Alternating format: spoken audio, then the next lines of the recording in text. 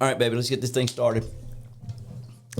We have nothing really to say, no agenda, anything else with Stoke Ridge Podcast, the first one ever. You didn't keep your glasses on? Yeah, just so I can look at you. Look like an old man. It turns me on. Does it? I think you get me flustered. But Stoke Ridge Podcast, number one of hopefully many, with none other than Sammie Jo champion. Been champion almost, 10 months? You got married 10 months ago? Yeah, almost. There's some questions that I've wanted to ask you that I probably haven't, just because they haven't come up. And, you came on board, 2020 during COVID?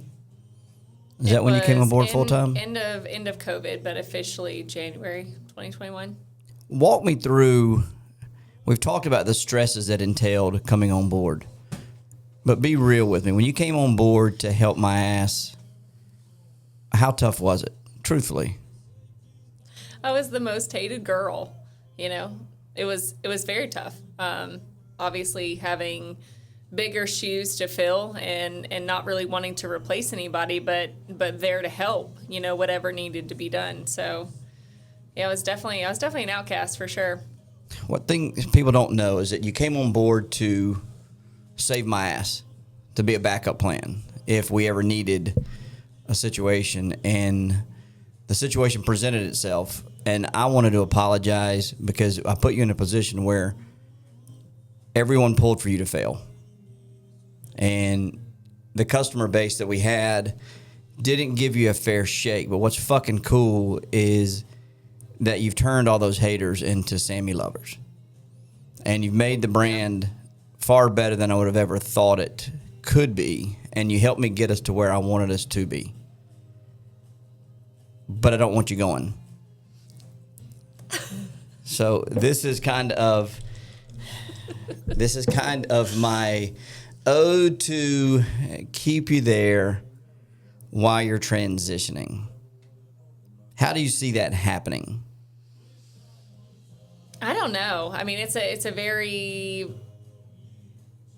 I wouldn't say stressful, but change is never really, I think, comfortable. Change in what perspective? What do you mean? Well, Stoke Ridge is what I've known. And before that, it was Fishers. And before that, I didn't really have any confidence. And now I'm very confident. Walk me through that. Confident meaning when you came on board from a professional perspective? I think just in general. I would agree with that. I wasn't confident in who I was or, anything that I brought to the table, and I never... And it's not to say that, people can't bartend or serve their whole life. They could, but I just never thought that I was capable of more, that I was worth more. And that was something that I struggled with within myself, but I was really able to kind of bloom and come out of my shell, I think. I did have a lot of responsibility. I've never managed people. I think I still kind of suck at that. But I love what I do. I love serving people. I think your management style lends itself to... It's soft. Your parenting style. Yeah, Yeah. You trust and you want to think the best in people. Now, thank God, over the past 3 to 4 years, you've put together a staff that we have that's the best staff we've ever had. But it's come with growing pains, and quite honestly, it was cool as hell to sit back and watch you go through those pains and develop a management style that has high expectations of people, but you're not like me, which is good. Because I'm erratic, I am confrontational, and I have a tendency to not get people to their best because I don't accept their bullshit. Right. So watching you there and get to that point it's been a really, really rewarding experience for me. But what probably the coolest thing in your professional development was well before Stoke Ridge and Fishers. There was something going on with you and I basically told you got to get a fucking job. You got to get out of your own way. You're better than who you think you are. And where'd you go? Smitty's. So Smitty's, if you guys ever hear this, you changed this girl's life. You gave her an opportunity. Yeah. Yeah.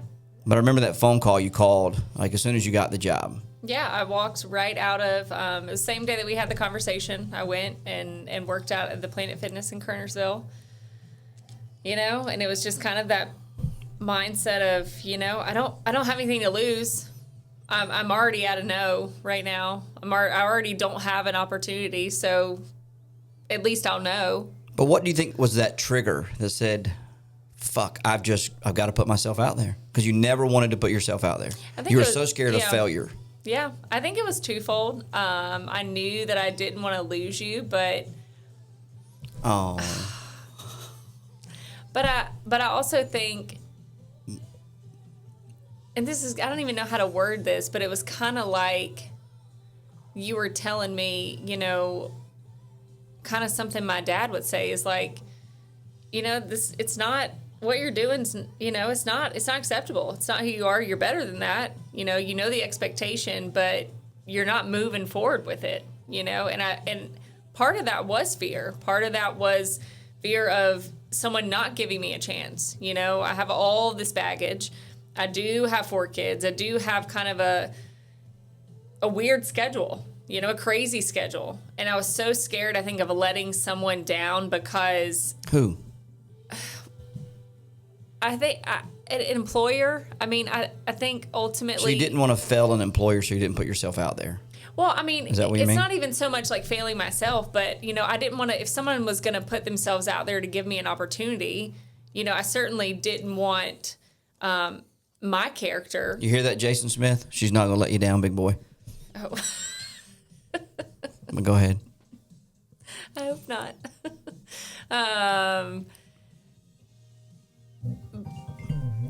Oh my God. But that was a proud moment, to be honest with you. And, you know, in life, there's simple things like that just make a difference and put you on a different platform than anyone else. And it was cool as hell, the excitement that you had. One, not that it really saved our relationship. I mean, I wasn't going anywhere, if I'm going to be completely honest. But I wanted you to push, and I've always been the guy to push the shit out of you to be better than you are, better than you believe you could be. Like watching you transition to running Stoke Ridge, amazing. Watching you, didn't get to experience the weight, but we've done the competitions, amazing. And now watching you transition to another career is outstanding. And, you know, as I've said to you and everybody else, it's going to be nice as hell when we don't work together. I'm going to miss it, and the business needs you right now.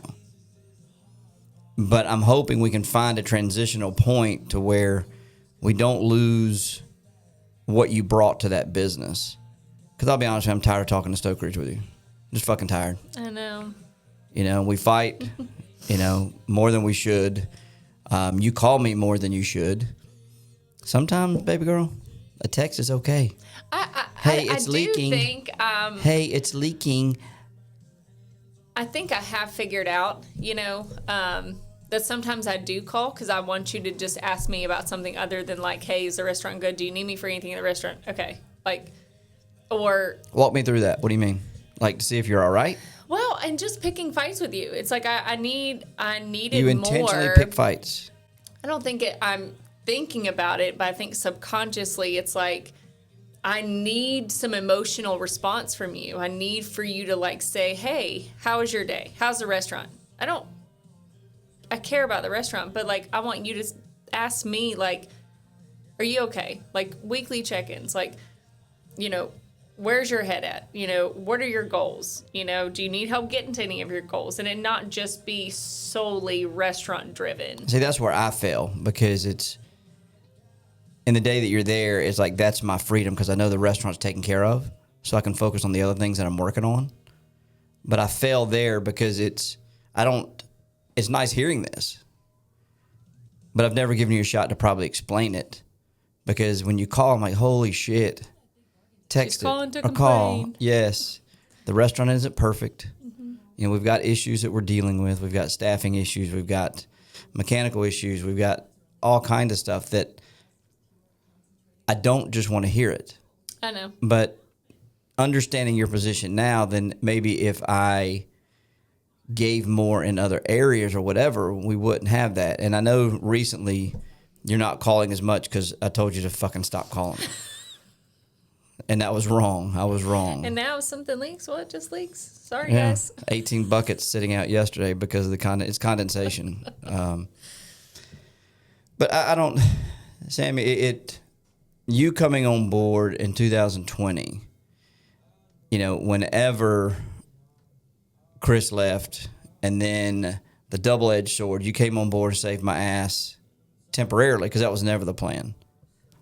And then Helen left, and I was just scrambling.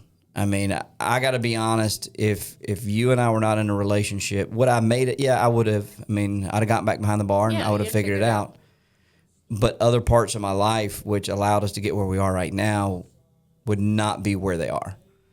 They would have been put on hold, because I would have had to focus exclusively on the restaurant and been there 40, 50, 60 hours a day, like whenever we opened. So I'm blessed that you came on board, but I'm also happy you're leaving, I won't be gone for good. You know? I mean, I think that What do you think your plan is for you, truthfully? You and I really have not talked about, because you've talked about, I'm leaving, but in reality, financially, no, I mean, financially, it doesn't make I sense. can't. Yeah. It makes no sense. Financially, I can't leave right now. Because I read a quote, I think I told you, a good, aggressive agent is going to make $50,000 their first year.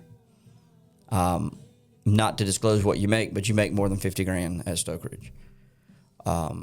So how do you go about doing that? Because you are someone who dives all in. You dove all into your weight loss. You dove all into Stokeridge. You dove all into your parenting. How do you manage diving into real estate without compromising Stokeridge? Because I will be that asshole. I can't fully dive into real estate until I'm mentally, until I'm done with my post licensing, so that's my focus right now. Once I'm done with post licensing, I'll have a bit more freedom and reign to, attack that.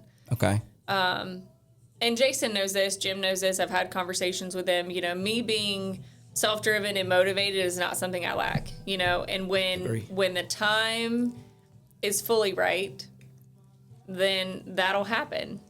But I'm certainly not going to just up and leave you. I wouldn't do that. I know that's not. But secondly, like I can't walk away and not have money in my pocket. I have to be smart about how I do it. And I have so many connections through the restaurant.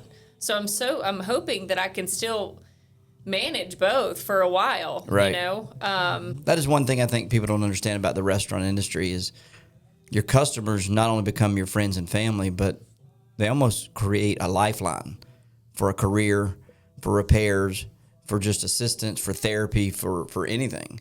And in 15 years, I didn't have the connection at Looney's like I have at Stokeridge. If I'm ever to get out of this business, that is one thing that I'll miss. Yeah, and I can agree. While I'm in, you'll still be connected. But do you see you're exiting as potentially off giving opportunity for other people to grow in the business? What do you mean? Say if you go to 2 to 3 days a week, there's someone else is going to have to take on that role while you're not there. Now, certainly you'll be managing them, but I think it's kind of cool that you can kind of pass the baton a bit and help someone younger not become the next Sammie, but, take on some of those roles and responsibilities and help them grow just like Stokeridge helped you. Because that's the beauty behind Stokeridge is the fact that we've been able to help and have a lot of kids come through there and look back at the experiences they've had at working, and sometimes it's good and sometimes it's bad. Right. But I think it'd be really cool. Again, your growth is watching you pass the baton a bit to some other young or aggressive, interested in managing. Right. But I still want you involved. Oh, and I absolutely will be. And I think it's definitely going to be hard for me even to let go of some of the shifts that I have, and not because of the money piece of it, but because I like making sure everyone's taken care of. My brain is like that of an elephant. I remember. Oh, you take care of me. Oh my God. Ooh, fellas. But I do. I pride myself. I'm very good at my job. Sometimes I forget things. It's very rare. It's very rare because do enjoy what I do. And I enjoy being able to make sure people have what they need. And I like being able to go above and beyond, you know. They don't have to ask for to-go drinks. They don't, half the time they don't remember what they order, but I do. And, you know, I like it, you know, and I think that can transition into the real estate. Oh, I agree. You know. Are you going to let me be a part of it? Are you going to let me do the filming and the videoing? And oh, here we go. Well, here's the thing is that I enjoy it. I don't want you to feel like you have to do that. I don't at all. Because you do make the statement that you feel like everyone's always coming to you or everyone like needs stuff from you. And I don't want to be that person. But and you've that's seen me over the past year, this hobby that I've taken on, including the podcast and the video and the editing and the social media. And not good at it, but I'm getting better. Yeah. But I think I'm telling you publicly, I would like to be a part of that. That would be fun for me. And it gives me, it's like flying. You know, as soon as I get my license, I'm going to want to fly people around. One, I enjoy doing it, but it gives me more experience. Same thing with you pick up a badass listing. I would like to see, can we make this the coolest Sammie Jo video? So does that mean that you're going to work for me? I will work for you. I'll be a 1099. I'll be a 1069. That's a new one. A 1069 employee of Sammie Jo. Okay. Yeah. Okay. Stoke Ridge, back to Stoke Ridge, customers. Who has been, that's banned, okay? What has been the least or the most frustrating customer that you're glad they're not there? Frustrating or hurtful? Hurtful. Probably when I was called fat. Yeah. That was hard. That was harsh. Fellas, don't do that. Don't even joke about a girl's weight. That's horrible. Yeah. Yeah. Man, that one, mine is probably, since you've been there, Wayne smashing the glass against the back wall and still denied it. And when I was there when it happened. Yeah. Yeah. But the thing about him is he is a good dude in certain conditions. And I wish nothing but the best for him. But when he was talking shit about you to me and then denied everything, that was like, that's old school Stoke Ridge. That's 2011, 12, 13 Stoke Ridge. And that's, you know, on that line, COVID came along, you're there. And we'll kind of take a step back about who we are and where we've been, the business. COVID, because of you and because the mindset that we had, it allowed us to change who we were. Everybody knows, most people know Stoke Ridge, you know, 2011, 12, 13, 14. It was a rowdier experience. It wasn't overly family friendly. It became a bar, and I didn't know how to get out of it. Right. You know, I'm chasing the dollar, and, you know, I have bills to pay, and I have debt to service, and I have payroll, I have everything else. And very few people will look at COVID and being shut down as a savior of the business, because we would not be open. I would not continue down that path of, you know, 2-3 deep till 12:30, 1 o'clock, rough and rowdy. And you allowed me to have a conversation with you, and I don't know if you remember, we had multiple conversations about, I want to be back to where the business model was, to where we are becoming that, to where we're, you know, the demographic is now, you know, mid to late 30s on average, possibly even to mid to late 40s as opposed to, you know, mid 20s. And you helped me get there. You changed the attitude of the staff. You got us thinking more positively and more fun, and not just driven off of, you know, slinging beers and selling cheap ass wings. And I'm very proud to where the brand has become. I'm proud to survive COVID, but it's actually cool as hell to have done it with you. And that's kind of cool. You don't get a lot of the credit, to be honest, but it's nice seeing people that we haven't seen in 8, 10, 15 years, because they just did not want to be a part of who we were. Right.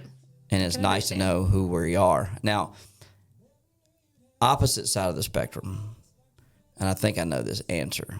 And who is your favorite? As soon as you they walk in the door, who puts the biggest smile on your face? I know this answer. Hold on. It's twofold. It's I would say I have two favorite people, I would say. One starts with a G. Yep. Mm-hmm. Do you know the other one? Oh, yeah. Starts with an M. Right? Yes. Yeah. Yes, he's one of my favorite people on the Gary and planet. Mark, shout out to you boys if you're listening. Mark's certainly not going to listen to this shit. Yes, you know? Mark Golden. Yes. But it goes back to that, you develop these relationships with people, they just become family. Yeah. And the Golden, he's always been an unbelievable supporter of the brand, but you've added to that relationship. I never got close to Mark until you came in. I didn't realize how amazing of a human he was. Gary would not come in if you weren't there. He would not have given us that second, third, fourth shot. Right. And you created that environment to where if we do fuck up, right, they know it's not who we are. Understood. And they come back. And, I like seeing, because you light up like when Gary comes in and, the relationship you've got with Mark. And quite honestly, there's probably 10 or 15 others, 20, 30. Right. It's cool to see. And the beauty behind that in the real estate world in your next phase of your career, you're always going to have those people in your lives. It's kind of cool. So is there any element of being, what are you going to miss about Stoke Ridge? I know. There's an element of being sad. I've done a lot of growing. I've done so much growing. Keep that thought. You know what I'm going to miss? I'm not going to miss? What? You watching the fucking cameras in the bed, at dinner. You watch them 24/7, and it drives me insane. But go ahead. Okay. But it's good for the business. Somebody's got to do it. What are you going to miss? I think overall, I'm just going to miss, again, taking care of people, going the extra step. But I did a lot of growing. Still am. I learn a lot from people.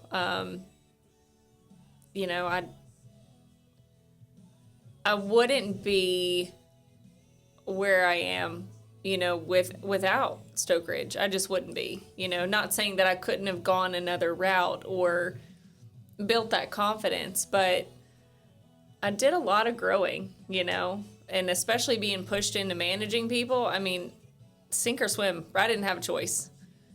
So was that wrong for me to do? Because that's always been... I think your expectation of me and just like thinking I would just know how to do that. I never thought that. I just knew you'd figure it out. And I was there to help you. I probably give people too much grace. I try to believe the best in everybody because, I know Stoke Ridge is a place sometimes for people, it's like their therapy, and there's a lot of people that I've gotten close with that, know a lot about my life and my story, my kids. And it's nice just to be human with people and it not just be, hey, what are you drinking? Let me get you your food, And I know people make jokes with you, like they're not coming back, they still might come back, but I can understand. Yeah, please stop saying that. It hurts my feelings. Whoever the hell says it, it really does bother me. But I can understand, when you have that connection with people, they could go and eat up the road. But they do come in just because we have that connection, So, I would definitely miss that on the day-to-day, so. Sideline topic. My boys have started Iron Plate Solutions and Easy Sear. Knowing the operation, how could we integrate? Do you think we could integrate some of those products into the kitchen? Oh, yeah. I think it would be phenomenal. Like for Stoke Ridge to promote your boys' brand, like how cool would that be? That's natural what we... That's full circle. That's a full circle moment. And that's really cool. I think we're close. To where we can have a couple of the prototypes. And do you think I'll get a lot of, for lack of better terms, flack from the kitchen staff? Not that I'm concerned about that, because at the end of the day, my boys are my everything. And I think it benefits, their product benefits me, benefits them, benefits the brand, both brands. So that's something that I've Well, if they go work somewhere like Outback, they're already doing it. correct. You know, But it goes back to what Stoke Ridge really means as a whole. I mean, it's really given us all. You know, the boys growing up working in the brand at the age of 12, 13, 14, all the way through high school. Not many of their buddies, which was interesting, not many of their buddies worked in the restaurant. But when I'm looking back at Stoke Ridge, I think it's just home. You know, it created a life and really got me. It put me in some bad situations. Yeah, the drinking, it's created some issues, but it's helped me heal because it's just a great feeling. You know, I can, just as you can look back on this period of your life and say, shit, I did that, right? I can look at it and say, shit, I did it all by myself, right? Combs was instrumental. Thank you, Kev, if you even listen to this. But it's just, Stoke Ridge is more than a restaurant. We're like a family. Yeah. You know? I think if you didn't, you know, integrate the product that Trevor and Braden are working on, I think that would be doing them an injustice. Like, you have a platform. Why would you not put it out there? Because I'm telling you right now, I'm putting my real estate stuff up, so you can come in the mornings and take it down. But we can put it in the women's restroom on the back stall. Why in the hell? Okay, women's restrooms. Why are y'all so hard on toilet seats? What do you mean?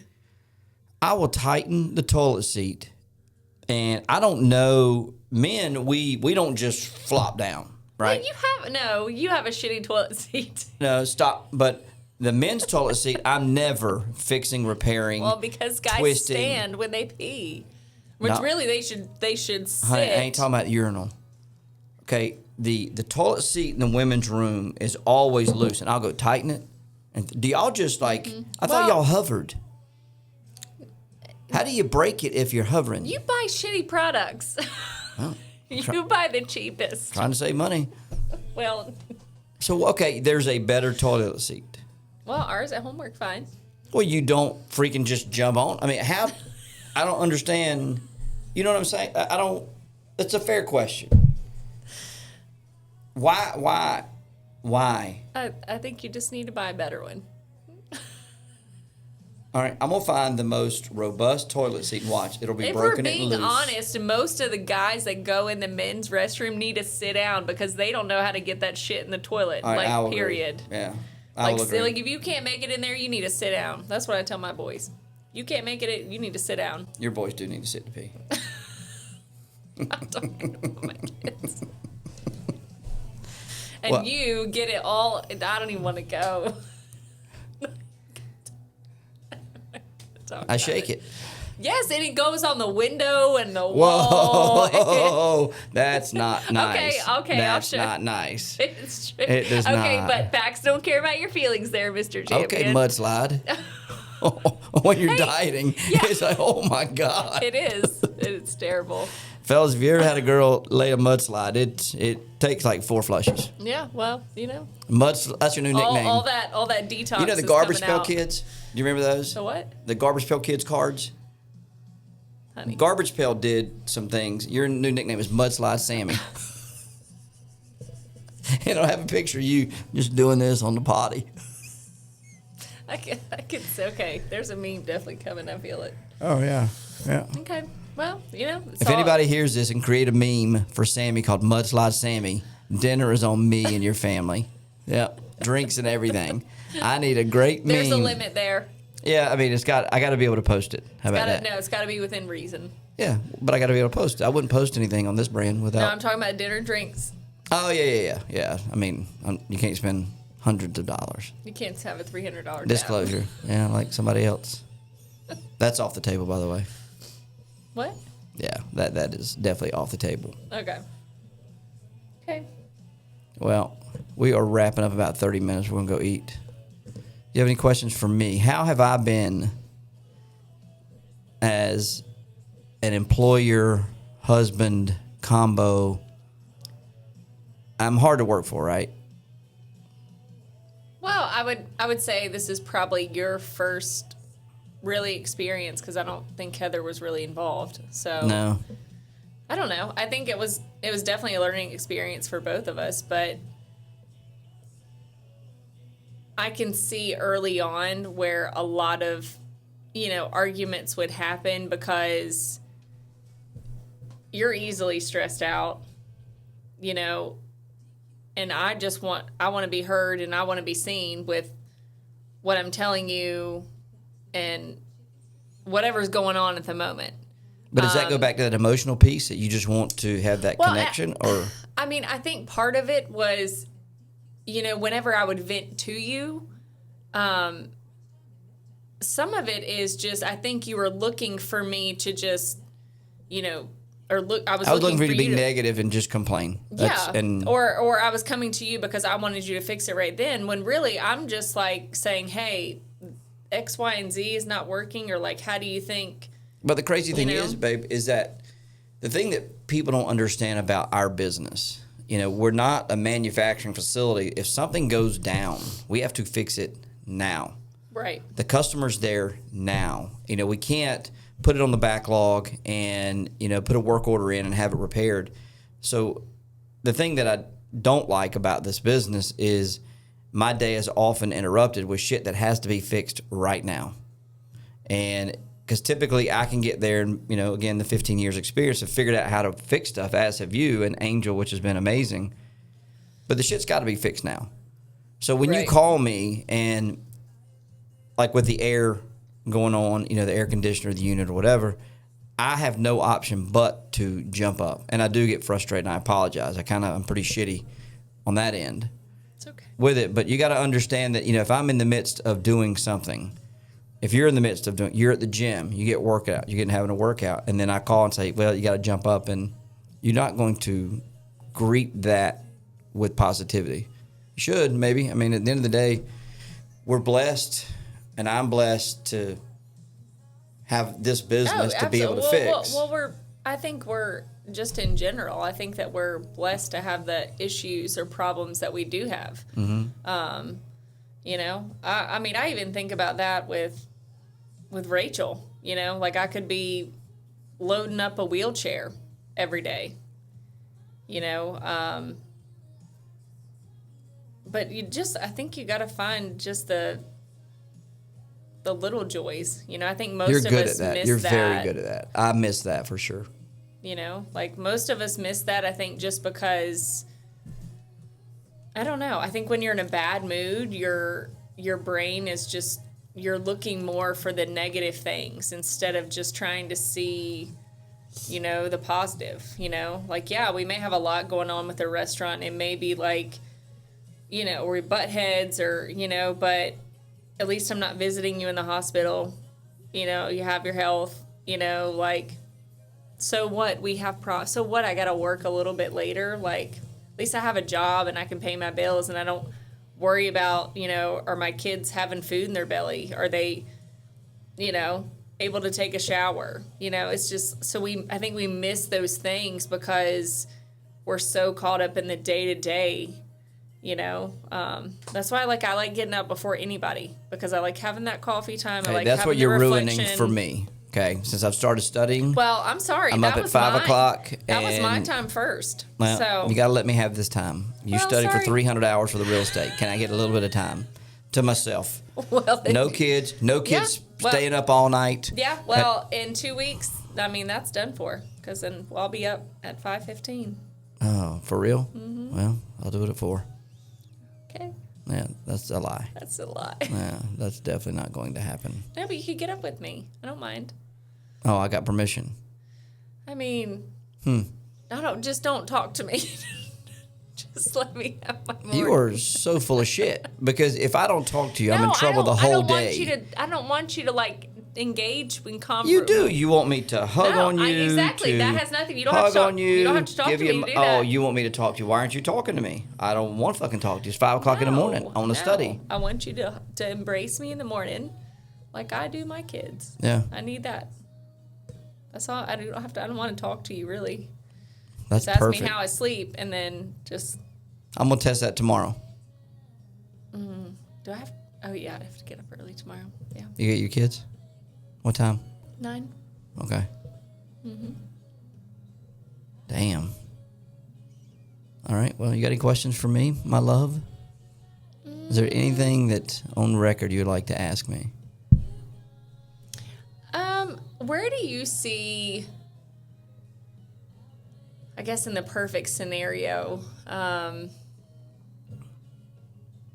mean, where do you see your next 5 to 10 years? With the restaurant. With just life in general. You're putting me on the fucking coin. No, I'm sorry. Yeah. I mean, we don't really get to talk much, and then when I'll we be do, honest, it's about the restaurant. it's the next 5 years, just as you have passed the baton, I would like to find someone, because I have, in all fairness and honesty, have probably reached my potential for Stokeridge. But I think Stokeridge could be so much more. Get a young, eager, interested, more skilled person than me, and I would like to pass that baton. I'm not looking to sell anytime soon, but everything's for sale at the right price. Well, that is correct. But I think it would be really cool if a younger Kevin came across, like a younger, hungry Kev that just needed the opportunity, and I could kind of mold them into taking it over. I could, if it got down to an owner financing position, because you hear all the time you don't have the cash, you don't have anything else. I'm not looking for that. I would be very, very whole with the Stokeridge process if in 5 to 10 years with this business, I'm able to hand it off to a guy, girl, someone that's just a younger me that just needs that assistant, because I never, not that I'm tooting my own horn, but I never got any help. I mean, my story. But I would like to be what I wanted or needed at 25, right? And it'd be so fucking cool if in 10 years I could look up and see this young man or young lady or young couple or whatever that just needed a hand extended. So let me help you achieve your goals. Right. And, financially the money would eventually come. We built a great brand. By the way, we're probably going to cross $2 million this year, which is the first time in 15 years, which is outstanding. That's awesome. But my business-wise, I love the packaging. I'm really enjoying this crazy shit. People look at me like I'm nuts, but I enjoy talking to people. This is very therapeutic to me. So can you be like my Velcro? Like my No, I'll be no one's Velcro. But you know what I mean? Like, when I do closings, like, we're a pair. No.